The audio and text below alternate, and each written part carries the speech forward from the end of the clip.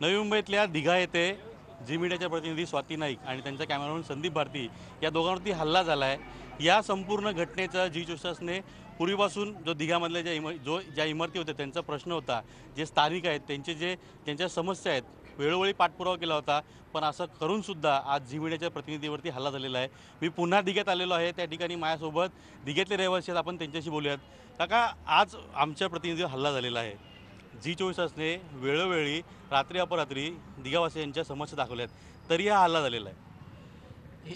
जी 24 तास जे चॅनल आहे, आता प्रिंट मीडिया आम्ही बघतोय 2 वर्षापासून हे सतत आमच्यासाठी न्याय देण्यासाठी ते पाठपुरावा करत आहेत। आणि जी 24 तास जे एवढं हे केलेलं आहे की आज मानव त्यांचं कमी आहे, पण आज जे बाहेर हल्ला झाला त्याचा आम्ही जाहीर निषेध करतो। दिघावासियांतर्फे आणि दिघा संघर्ष समितीतर्फे आम्ही ते जाहीर निषेध करतो। ज्या कोणी समाजकंटकांनी हे केलं आहे ते आम्ही जाहीर दिघावासियांतर्फे आम्ही जाहीर निषेध करतो। जी 24 तासले जे आमच्या दिघावासियांसाठी केलं, गेल्या 2.5 वर्षापासून आमच्या पाठीशी खंबीरपणे उभे राहिले, म्हणून आम्ही अजूनपर्यंत तरी आमच्या बिल्डिंग साबूत आहेत। त्या लोकांनी जर आम्हाला सपोर्ट नसतं केला तर कदाचित आम्ही 2015लाच बिल्डिंग आमच्या खाली झाले असते। अजूनपर्यंत तरी आमच्या बिल्डिंग साबीत आहे। आणि जो जी 24 तासवर जो हल्ला झाला तो खरोखरच निंदनीय आहे। ही हल्ला होणं फार निंदनीय बाब आहे। पण हा दिघ्याचं जे नाव येतं आहे तो हा दिघ्यामध्ये झालेला नाही, तो ईश्वरनगरमध्ये झालेला आहे। ते दिघ्याचा काही संबंध येत नाही आहे।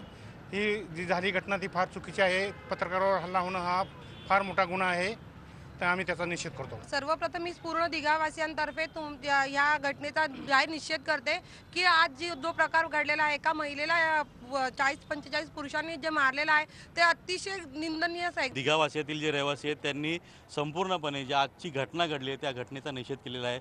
मुळात जी 24 तास खरं या दिघावासियांचा आवाज होता, पण जो हल्ला झालेला आहे आज संपूर्णपणे या दिघावासियांचं एकच म्हणणं आहे की तो जो हल्ला केलेला आहे ती दिघावासी नसतील किंवा त्यांची घरंही ते नसतील, ते नक्कीच समाजकंटक असतील, गुंड असतील।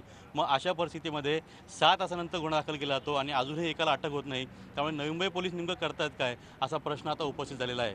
Ajit Mandhare, Zee media, Navi Mumbai. Zee 24 तास रहा एक पाऊल पुढे।